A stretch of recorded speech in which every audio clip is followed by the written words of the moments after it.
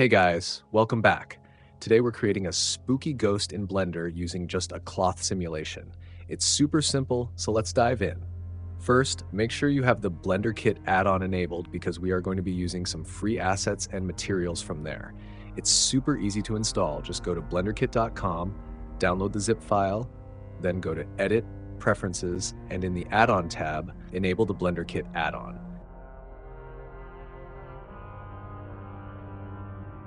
If you can't find it, just click Install and select the zip file you just downloaded.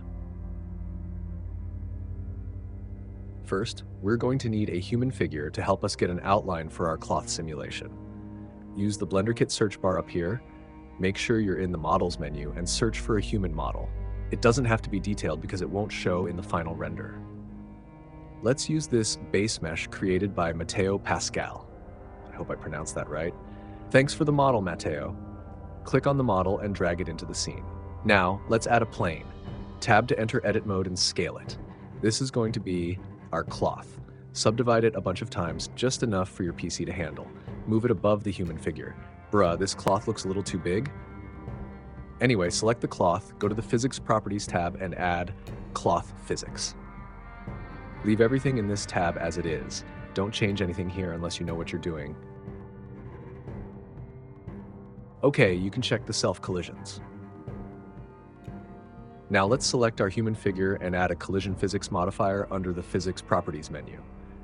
Now click the play button to bake your simulation. Damn! I knew the cloth was too big. Let's scale it down a bit and try again. Yeah, that's better. Let's stop the simulation here. I think this looks good. Go to the Modifiers tab, add a subdivision surface modifier and set it to 2 to smooth things out. Let's also apply the cloth simulation. Let's add a plane, enter edit mode, and scale it.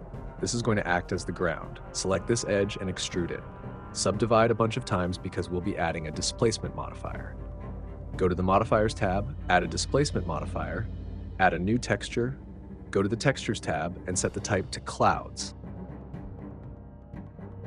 Change the color from grayscale to color, go back to the displacement modifier and set the coordinates to global and the direction to RGB to XYZ and set the strength to 0.5. We want to get that rocky texture.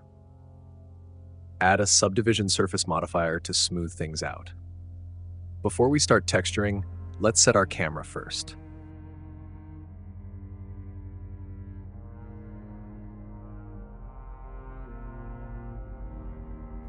Let's switch to render view and set the rendering engine to cycles. This is because we'll be adding a volume shader and it works well with the cycles rendering engine. Let's add a new environment texture and select the night exe. If you're wondering, Blender comes with a couple of free HDRI. Set the strength to 0.11. Now let's add some textures. Let's add a rock texture to our ground. Search for a rock texture and drag and drop it onto your ground model. The video is getting long, so I'm going to fast forward and explain just some vital parts. I'm sorry guys, if you miss any part, feel free to ask in the comment section and I'll explain it to you. I'm going to use a nylon fabric texture for the cloth because it's lighter and see-through. It'll look better when we start adding the lights. I'll just change the color to white.